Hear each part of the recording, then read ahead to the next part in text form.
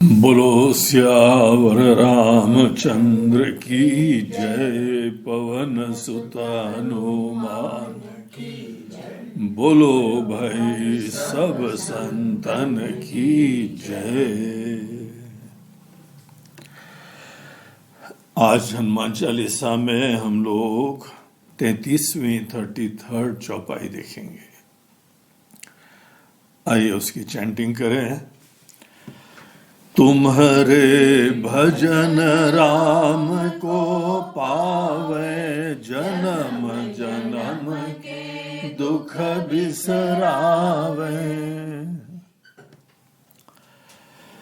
तो कल हम लोग जो चौपाई देख रहे थे बहुत ही सुंदर महत्वपूर्ण चौपाई थी, जिसमें हनुमान जी को एक ऐसे विशेषज्ञ की तरह दिखाया गया था जो हम लोगों के संसार रोग, जिसको भव रोग भी बोलते हैं, उसको दूर करने में सक्षम होते हैं।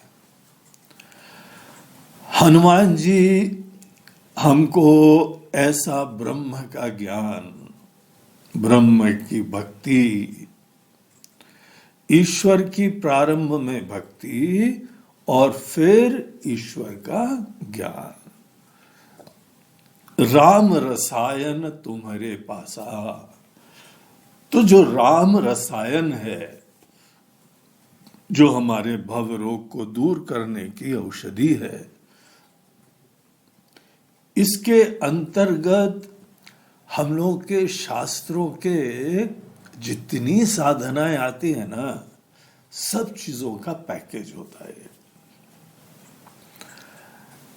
किसको कौन सी औषधि देनी पड़ती है वो निर्भर करता है उस व्यक्ति के ऊपर। किसी व्यक्ति को कर्म प्रधान साधना देनी पड़ती है।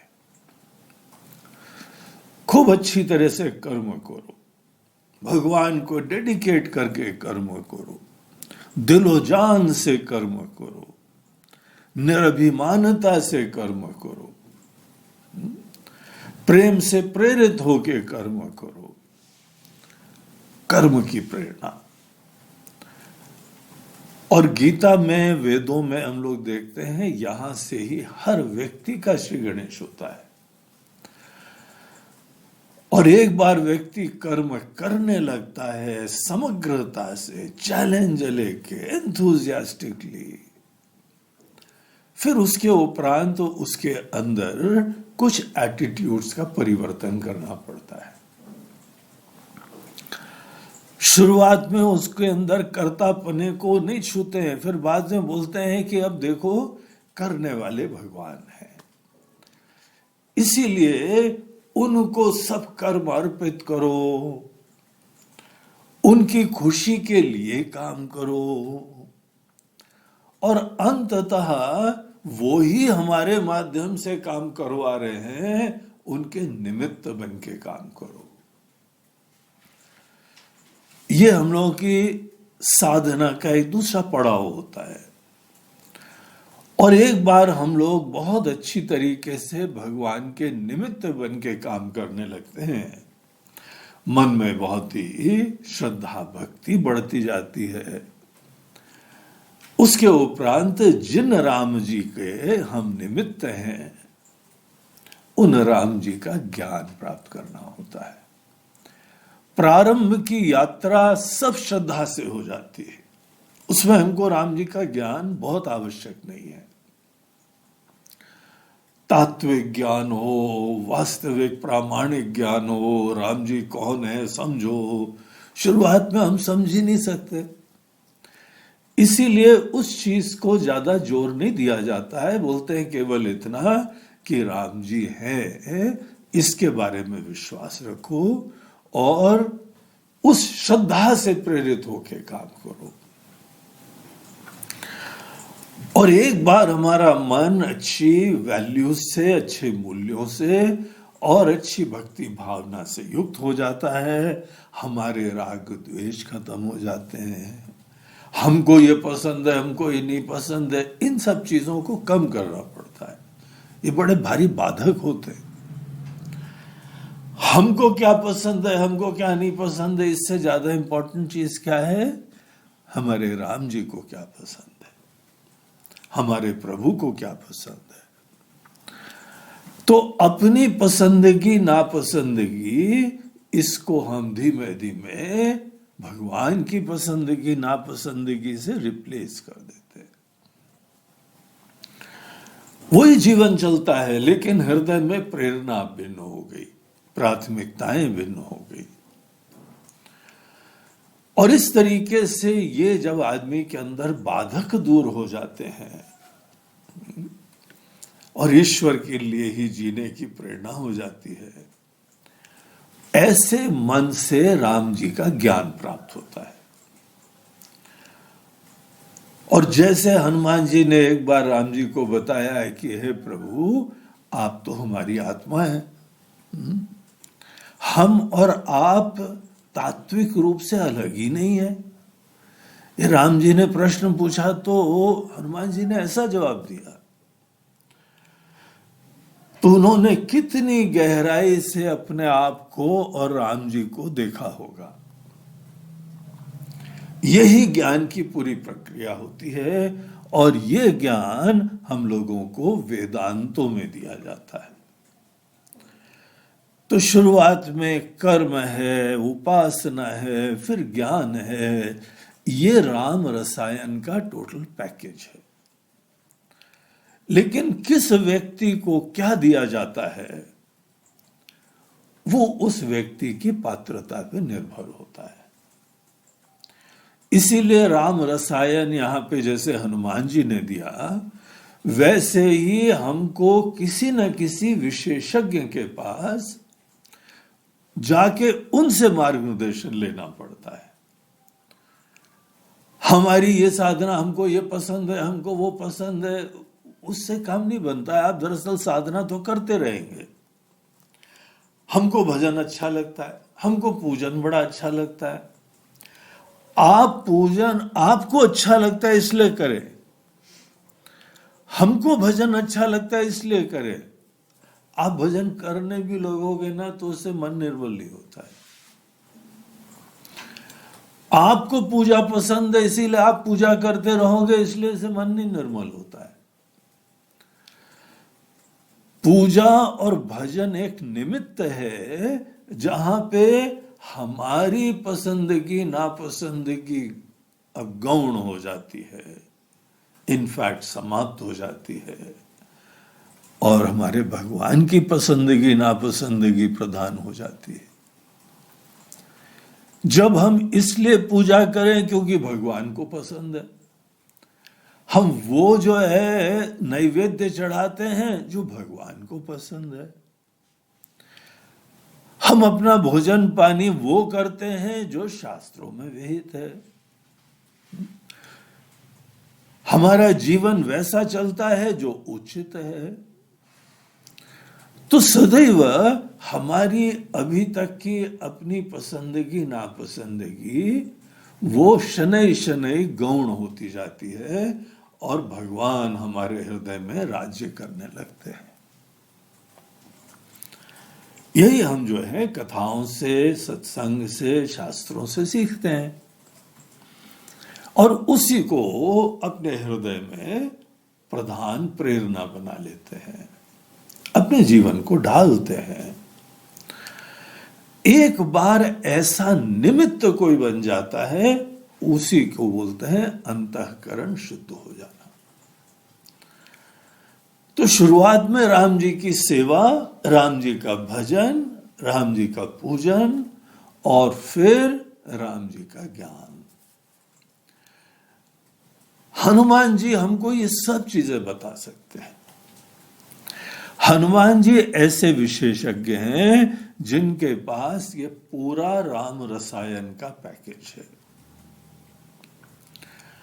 लेकिन यहां पर एक चीज आपको बता दें कि हनुमान जी तो हम लोगों के अंदर पुराण के एक पात्र हैं जिनका अस्तित्व अभी भी विराजमान है, सूक्ष्म रूप में, अव्यक्त रूप में। कहीं पे राम कथा होगी तो वहां सूक्ष्म रूप से आके बैठ भी जाएंगे, लेकिन दिखते नहीं है। राम रसायन का पूरा ट्रीटमेंट कंप्लीट होने के लिए जो फाइनल स्टेजेस होती है, जहां पे राम जी हमारे हृदय में बैठे हुए हैं, कण कण में राम जी हैं। सिया राम मैं सब जग जानी, जानकार लोग बोलते हैं कि सब जग, पूरा जग सिया राममय है। ये जो फाइनल ज्ञान है, इसके लिए हनुमान जी हो या राम जी हो, उन्हें सशरीर हमारे साथ आना पड़ता है। वो स्टेज में सर्जरी जब होती, सर्जरी जो है वो तो एक स्पेशलिस्ट डॉक्टर के हाथ से होती है। शुरुआत में तो आप अपने डॉक्टर के साथ टेलीमेडिसिन से भी दूर बैठ के कुछ मार्गदर्शन लेके फॉलो कर सकते हैं, लेकिन जो है ऑपरेशन करना है तो हमारे पास साक्षात गुरु रूप से भगवान होने पड़ते हैं। तो वहां पे केवल मंदिर जाके हनुमान जी बस ज्ञान दे दो, हनुमान जी ज्ञान दे दो, वो नहीं काम बनेगा। कौन सा तुमको प्रॉब्लम है भाई, किसी ज्ञानवान के पास जा नहीं सकते हो? वो राम जी हर जगह हैं, तो जो राम जी का ज्ञान दे रहे हैं उनके पास जाके शरणागत नहीं हो सकते हो? कौन से तुम्हारी घर के प्रति आसक्ति है, कौन से तुम्हारे अभिमान है? ये सब छोड़ के, किनारे करके हम लोग गुरु को कहते हैं गुरु ब्रह्मा गुरु विष्णु गुरुदेवो महेश्वर।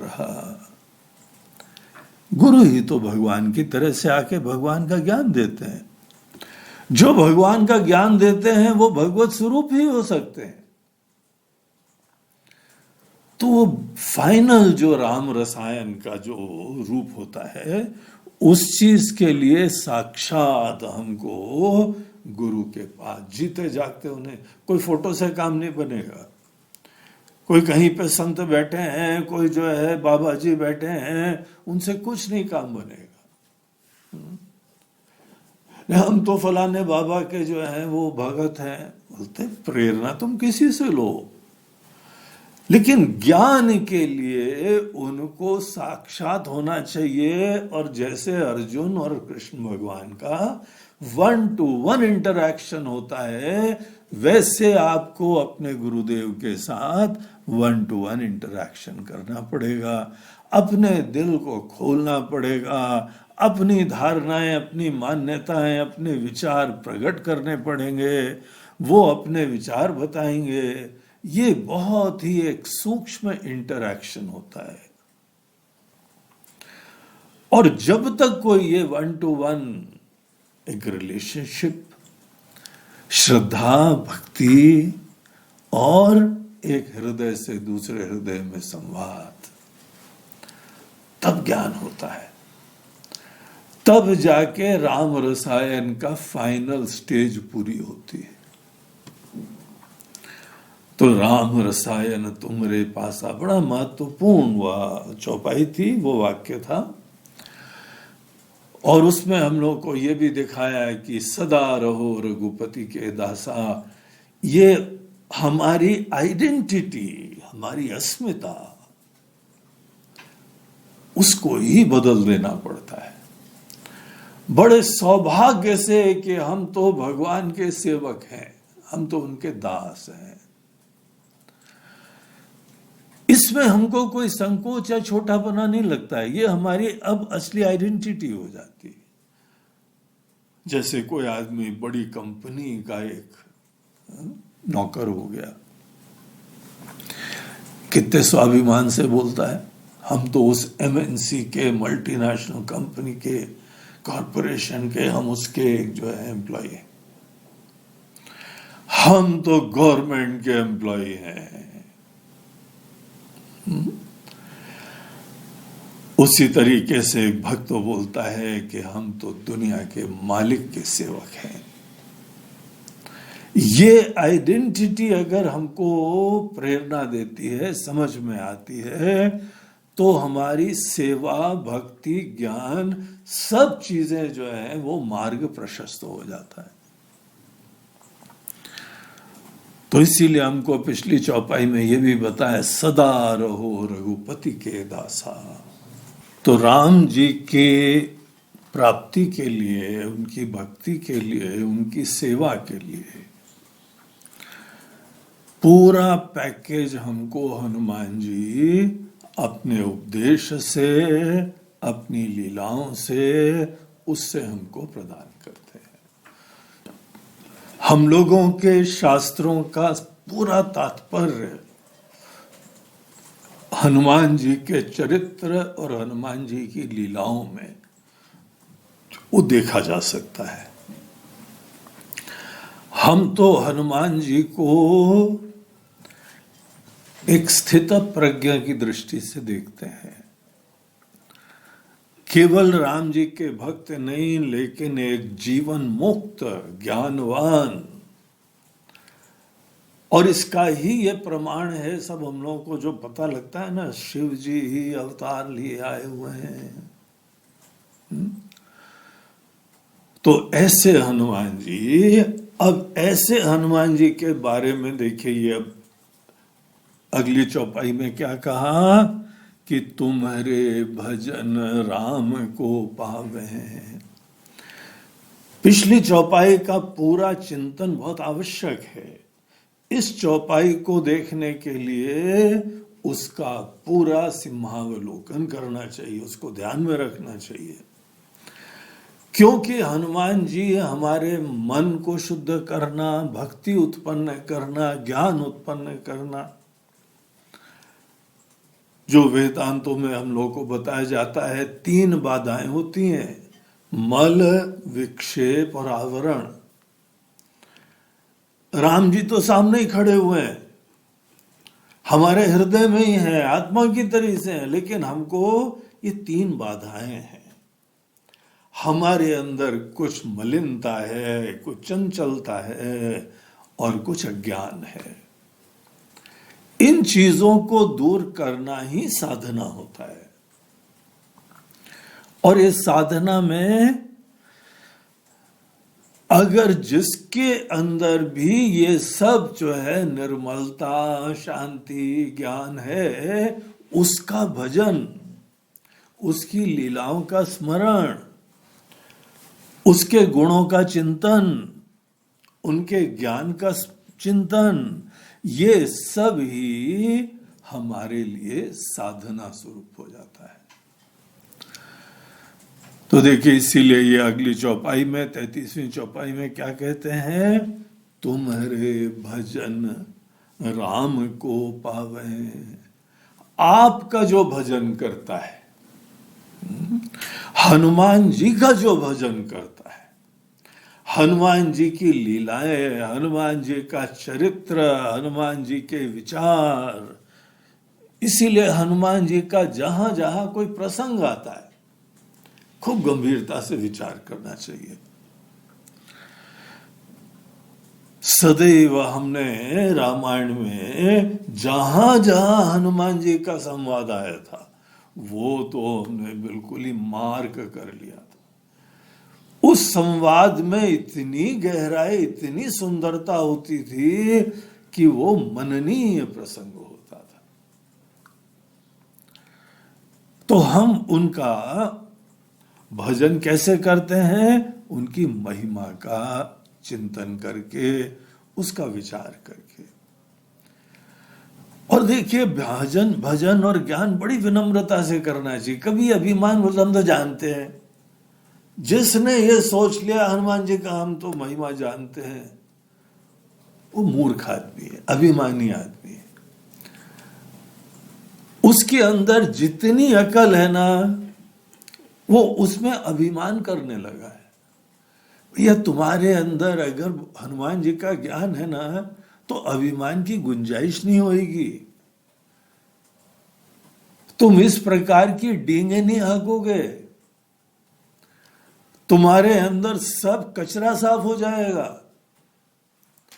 छोटापना है, चिंता है, अभिमान है, ये सब चीजें ही हनुमान जी के भजन से, केवल भजन ही नहीं, उन चीजों को हृदयान्वित करने से सब साफ हो जाता है।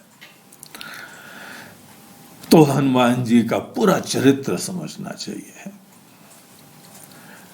और ऐसे ऐसे जो है यहाँ कथाकार रहे हैं, ज्ञानी लोग रहे हैं, विद्वान रहे हैं, इतना बढ़िया गहराई से चरित्र जो है उन्होंने बताया हनुमान जी का। यहाँ इस प्रसंग में हम जो है वो विशेष रूप से जो हमको बहुत ही प्रभावित करा, एक राम किंकर जी उपाध्याय करके रामायण के बहुत अच्छे विद्वान और कथाकार थे। उनके ग्रंथों से, उनके प्रवचनों से हमको खूब इंसाइट प्राप्त हुई। राम जी का उन्होंने सीधे चरित्र नहीं बताया, उन्होंने हनुमान जी बाकी सबके चरित्र की चर्चा करी, और इनके चरित्र की चर्चा से राम जी के हमको ज्ञान के लिए पात्रता होती है। तो कहीं पर भी मौका मिले तो किंकर जी के द्वारा प्रतिपादित हनुमत चरित्र को पढ़ना चाहिए। क्या सुंदर विश्लेषण है, चरित्र की चर्चा है। तुम्हारे भजन राम को पावे। आपका जब भजन करते हैं, भजन होता है किसी की महिमा का स्मरण करना, बड़े प्यार से किसी की महिमा का स्मरण, वो भजन होता है। और जब हम किसी का भजन करते हैं ना, तो उसी के हिसाब से सेवा करते हैं, कर्म करते हैं। भजन शब्द का मूल अर्थ तो सेवा है। भजन शब्द का मूल अर्थ गाना नहीं है। गाना भी हमारी सेवा के अंतर्गत आ सकता है, लेकिन आजकल देखिए प्रचलित ये शब्द हो गया है, भजन का प्रोग्राम है, भजन के प्रोग्राम में सब म्यूजिकल इंस्ट्रूमेंट आएंगे और कोई आदमी गाएगा। और सामान्यतः ये भजन की मंडली वगैरह जो है वो खूब दिलो जान से गाते हैं, बल्कि कई बार चीख चीख के गाते हैं। सौम्य भजन, शांत भजन, हृदय से भजन, और ऐसा हृदय से आप किसी के गुणों का स्मरण कर रहे हैं कि आपके जीवन के ऊपर भी उसका प्रभाव पड़े, जीने की प्रेरणा होती जाना। ये भजन शब्द का अर्थ जो आज के समय प्रधान हो गया है, ये हम लोग गौण समझें। भजन मतलब आप हनुमान जी के चरित्र का, उनकी महिमा का श्रवण करें और उसके उपरांत उसमें रमण करें और उसकी चर्चा करें। इसीलिए नवधा भक्ति में भगवान की कथा का श्रवण, ये भक्ति की प्राप्ति का पहला कदम है। और उसके उपरांत जो आपने सुना है उसको खूब अच्छी तरह रमते हुए उसी की चर्चा किसी और से करें। और दूसरे को हम बता रहे हैं, ये तो जो है एक बहाना है, हम ही को चिंतन करना है, हम ही को इसमें रमना है। बाकी जिस समय प्रवचन होते हैं हमको दिखाई पड़ते हैं, आजकल ऑनलाइन प्रवचन में लोग नहीं दिखाई पड़ते हैं, लेकिन हमको कल्पना करनी पड़ती है यहाँ पे इतने सारे लोग बैठे हैं। और जो यहाँ पे निमित्त बने हैं उनको भी जो है वो हमारा धन्यवाद है, क्योंकि उनको निमित्त बना के हम चिंतन कर रहे हैं, हम हनुमान जी की महिमा का स्मरण कर रहे हैं। ये जो बड़े प्यार से, श्रद्धा से चिंतन करना, ये भजन हो रहा है। तुम्हारे भजन, हनुमान जी के पूरी चरित्र को आप पढ़ें, आप भजन कर रहे हैं। पढ़ने में तो हमको भी जानने की प्रधानता है, जान लिया कुछ, उसमें रम रहे तो भजन होने लगता है। आप खूब उनकी महिमा का स्मरण करिए। और कई बार गाने के समय तो लोगों को पता ही नहीं रहता कि हम क्या गा रहे हैं। वहां गाने में ट्यून की प्रधानता है, ताल की प्रधानता है, बोलते मूल चीज तो है तुम्हारी गायबी हो गई। एक सज्जन तो हमको जो है वो भजन सुना रहे थे, हमें बोला बहुत अच्छा भजन। हमसे बाद में पूछते हैं कि गुरु जी इसका मीनिंग क्या है। तो हमको बड़ा शौक लगा। बोला तुम भजन गा रहे हो और तुमको मीनिंग तक नहीं पता, तो तुम किस चीज में रम रहे थे? बोले तो म्यूजिक में। मतलब फिर तुम्हारा भजन नहीं है ये। मत अपने आप को धोखा दो कि हम भजन कर रहे हैं। तुमको अपने आप को म्यूजिकल रूप में अभिव्यक्ति चाहिए। हाँ, शब्द वहां पे जो है राम जी के हो जाए, हनुमान जी के हो जाए, या कहीं पे कोई जो है वो कोई संसारी काम वाम की चीजें, भावना की चीजें तुम्हारी हो जाए, सब चलता है ना, क्योंकि तुम्हारे लिए भक्ति की कोई प्रधानता नहीं है। भक्ति की प्रधानता हो वो भजन है।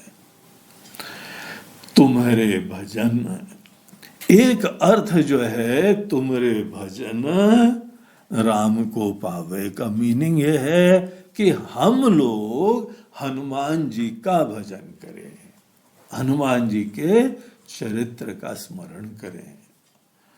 और इसी का एक दूसरा अर्थ बताया जाता है कि हनुमान जी जो राम जी का भजन करते हैं, तुम्हारे द्वारा, आपके द्वारा जो यहां भजन होते हैं।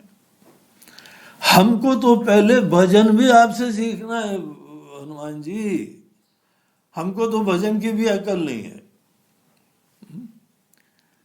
कैसे भजन होता है ये तो हनुमान जी से सुनो। जिस समय हनुमान जी विभीषण जी के पास गए और राम जी की चर्चा चालू हुई, देखो क्या चर्चा करते हैं हनुमान जी। जब सीता जी के पास गए और राम जी के कुछ चर्चा कर रहे थे, तो देखो क्या भाव से, क्या ज्ञान से, क्या दृष्टि है उनकी राम जी के बारे में। उसकी चर्चा करते हैं। वहां दिखता है कि कोई प्रफुल्लित होके, धन्य होके राम जी का स्मरण भी करा तो उनका चेहरा ही बदल जाता है, इतने प्रसन्न प्रफुल्लित हो जाते हैं। ऐसे भजन करा जाता है। तुम्हारे भजन, आपके द्वारा जहां जहां राम जी की चर्चा होती है, वैसा भजन हम करने लगे, वैसा भजन हम सीख लें। तुम्हारे भजन राम को पावे। तो हनुमान जी जैसा हृदय बनाना पड़ेगा। राम जी के दर्शन के लिए हनुमान जी जैसी दृष्टि बनानी पड़ेगी। इसीलिए तो पहले एक चौपाई में आया था ना, राम दुआरे तुम रखवारे, होत न आज्ञा बिन पैसारे। आपकी आज्ञा के बगैर हम राम जी का दर्शन नहीं कर सकते। अर्थात जैसी दृष्टि आपकी है, जैसी मूल्य आपके हैं, जैसी भावना आपकी है, जब तक हम उसको नहीं प्राप्त करते हैं तो राम जी सामने ही खड़े, लेकिन हमको नहीं दिखेंगे। तो यहां पर वही बात कह रहे हैं, तुम्हारे भजन राम को पावे। और एक बार राम जी को कोई प्राप्त करता है आपके भजन के द्वारा, ये हमारे लिए शिक्षाप्रद चीज है। तो फल क्या होता है? जन्म जन्म के दुख बिसरावे, जन्म जन्मांतरों के। अब पिछले जन्म का तो किसी को नहीं पता होता है। इस जन्म में बचपन से अभी तक जो अनेकों पीड़ाएं हुई है ना, अनेकों पीड़ाएं। अरे हाँ, कोई तो बहुत भयंकर पीड़ा हुई है भाई हमको, ऐसा संताप हुआ, ऐसी घुटन हुई, ऐसा शोक हुआ, ऐसा दर्द हुआ। तो बोलते हैं जो जो हमारे अंदर शोक हुए ना, जो जो दुख हुए, दुख बिसरावे, ये बिसर जाते, ये खत्म हो जाते। राम जी के रसायन से, राम जी के भजन से। इसका मतलब क्या है? हमको जो जीवन में दुख प्राप्त हुए, हमको जो जीवन में शोक प्राप्त हुए, घुटन प्राप्त हुई, डर प्राप्त हुआ, ये गांठ बांध के रख लो। ये बहुत बड़ी शिक्षा है। हम लोगों को जब जब दुख मिलता है तो हमारी एक ही वहां प्रवृत्ति रही है कि हमने अपने दुख का हेतु किसी न किसी बाहरी चीज को समझा है। क्यों पीड़ा हुई तुमको? अरे वो ऐसा दुष्ट मिला हमको। वो तो कोई जो है किसी के प्रति ध्यान ही नहीं देता है, किसी का महत्व ही नहीं समझता है, कचरा समझता है, सबको बेइज्जती करता रहता है, बाधाएं उत्पन्न करता रहता है, उसके वजह से दुख हुआ। हमारा काम बन जाता तो कितना सुख होता, हमारा काम ही नहीं बनने देता था। तो हमारे दुख का निमित्त सदैव हम अपने से बाहर किसी को समझते हैं। यहां पर इस चौपाई में बता रहे हैं, हमने राम जी का भजन करा, हमने आपका भजन करा, आपका भजन करा, अपने मन में आपकी महिमा को लाए और हमारे दुख खत्म हो गए। बोलो सियावर रामचंद्र की जय। ये क्या कनेक्शन हुआ? हम राम जी का भजन करेंगे तो हमारे दुख कैसे खत्म हो जाएंगे? क्या हमारे जो है घर में किसी कोई व्यक्ति हो, उसका स्वभाव बदल जाएगा? हमारे बॉस का मूड बदल जाएगा? हमारी बाधाएं दूर हो जाएंगी? हमारी बीमारी ठीक हो जाएगी?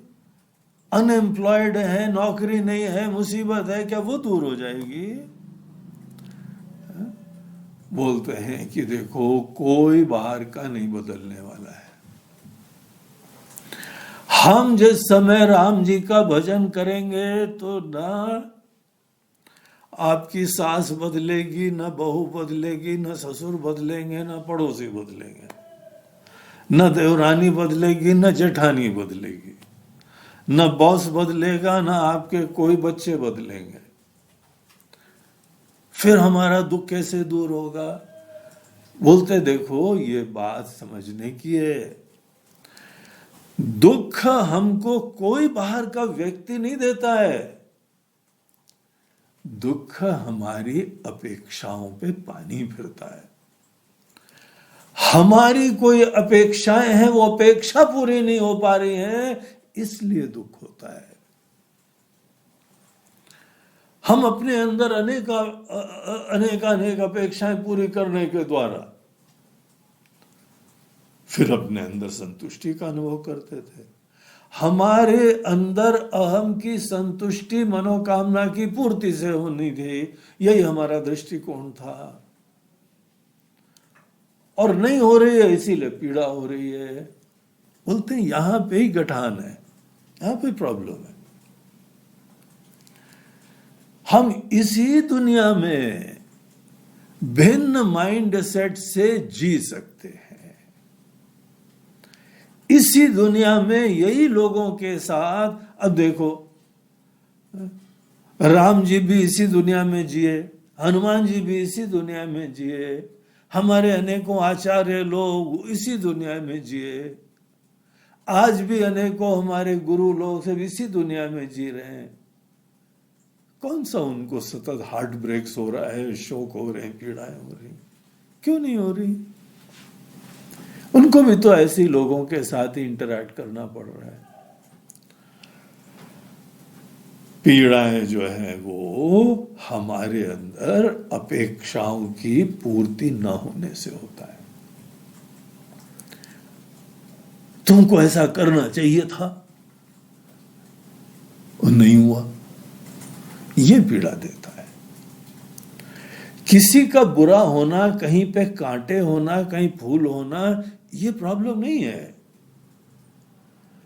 हम किसी कांटे को कांटा नहीं देख सकते, जिसका जो यथार्थ है। हम किसी को बुरा भी नहीं कहे, कांटा ही नहीं कहे, है सो है। हम किसी को एज इट इज देखें, उससे क्यों भिन्न उम्मीद करें। हम आप भिन्न उम्मीद नहीं करेंगे तो आपको कोई प्रॉब्लम नहीं है। तो हमारे अंदर यथार्थ न देखना, उल्टी उम्मीदें करना, निराधार अपेक्षाएं करना, इन्फ्लेटेड एक्सपेक्टेशंस होना, इन्फ्लेटेड ना हो एक्सपेक्टेशंस ही होना, और उसको नॉर्मल समझना, और वो पूरे ना हो तो दुखी होना। तो गहराई में जाके देखो, दुख सदैव हमारी अपेक्षाओं की पूर्ति ना होने से होता है। और जब कोई आदमी भगवान की महिमा का स्मरण करता है, हनुमान जी जैसे कोई ऐसे परम ज्ञानी भक्त लोगों की भी महिमा का स्मरण करता है, उसकी दृष्टि बदलने लगती है। ऐसे जो है महान लोगों के चरित्र का स्मरण करना, महिमा का गुणगान गाना, उससे हमारे अंदर दृष्टि प्राप्त होती है। अरे ये तो एक बेटर वे है जीने का।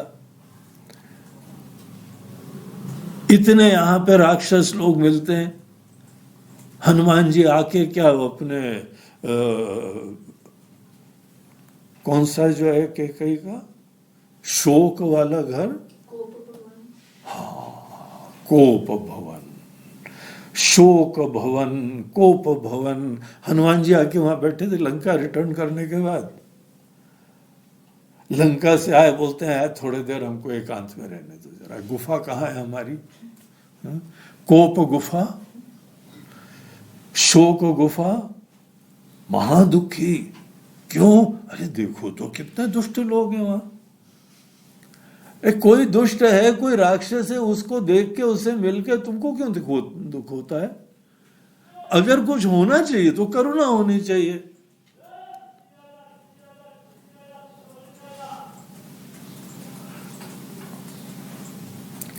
तो इस तरीके से जो व्यक्ति, जिसको भी दुख प्राप्त होता है, केवल उसके ही अपेक्षाओं से होता है। रामायण में एक बड़ी प्रसिद्ध चौपाई आती है, काहू न को सुख दुख कर दाता। कोई किसी को सुखी नहीं करता है, कोई किसी को दुखी नहीं करता है। ये रहस्य समझो। एक बार आप उस रहस्य को समझेंगे तो ये भी बात समझ में आ जाएगी कि जन्म जन्म के दुख विसरावे।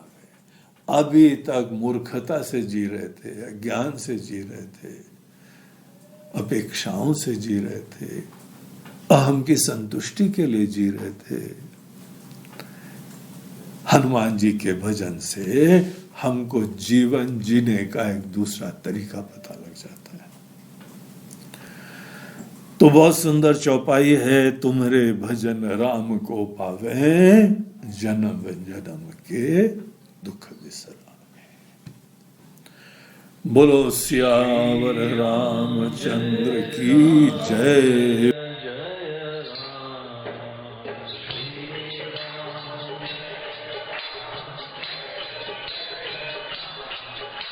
श्री राम जय